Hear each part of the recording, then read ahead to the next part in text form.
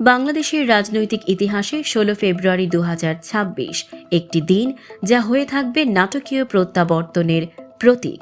হুইলচেয়ারে বন্দী এক আহত নেতা থেকে দেশের প্রধানমন্ত্রী তারেক রহমানের এই যাত্রা যেন এক বাস্তব জীবনের সংগ্রামের গল্প, যেখানে আছে নির্যাতন, নির্বাসন, ব্যক্তিগত শোক এবং অবিশ্বাস্য প্রত্যাবর্তন। ২০০৭ সালের সেই অস্থির সময় 1/11-এর প্রেক্ষাপটে গ্রেপ্তার হন তারেক রহমান। আদালতে নেওয়া হচ্ছিল স্ট্রেচারে করে, অসুস্থ শরীর নিয়ে। অভিযোগ ছিল নির্যাতনে ক্ষতিগ্রস্ত হয়েছিল তার মেরুদণ্ড। দীর্ঘ ১৮ মাস কারাবাস শেষে উন্নত চিকিৎসার জন্য পাড়ি জমান লন্ডনে। তখন অনেকেই ভেবেছিলেন এখানেই হয়তো শেষ তার রাজনৈতিক অধ্যায়, কিন্তু তা হয়নি। দীর্ঘ ১৭ বছরের নির্বাসনেও তিনি দল থেকে বিচ্ছিন্ন হননি।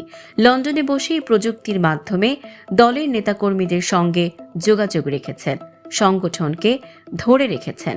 শারীরিক যন্ত্রণা আর রাজনৈতিক প্রতিকূলতার মধ্যেও হার মানেননি। ২০২৫ সালের ২৫ ডিসেম্বর দেশে ফেরার মুহূর্তটি ছিল ঐতিহাসিক।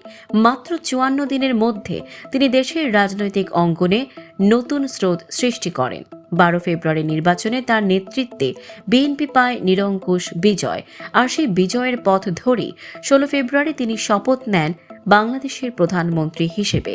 তবে এই বিজয়ের আনন্দ ছিল না সম্পূর্ণ। দেশে ফেরার মাত্র কয়েকদিনের মধ্যেই হারান তার মা, সাবেক প্রধানমন্ত্রী খালেদা জিয়াকে। এর আগেই হারিয়েছেন ভাই আরাফাত রহমান কোকোকে। ব্যক্তিগত জীবনের গভীর শোক নিয়েই তিনি দাঁড়ালেন রাষ্ট্র পরিচালনার দায়িত্ব নিতে।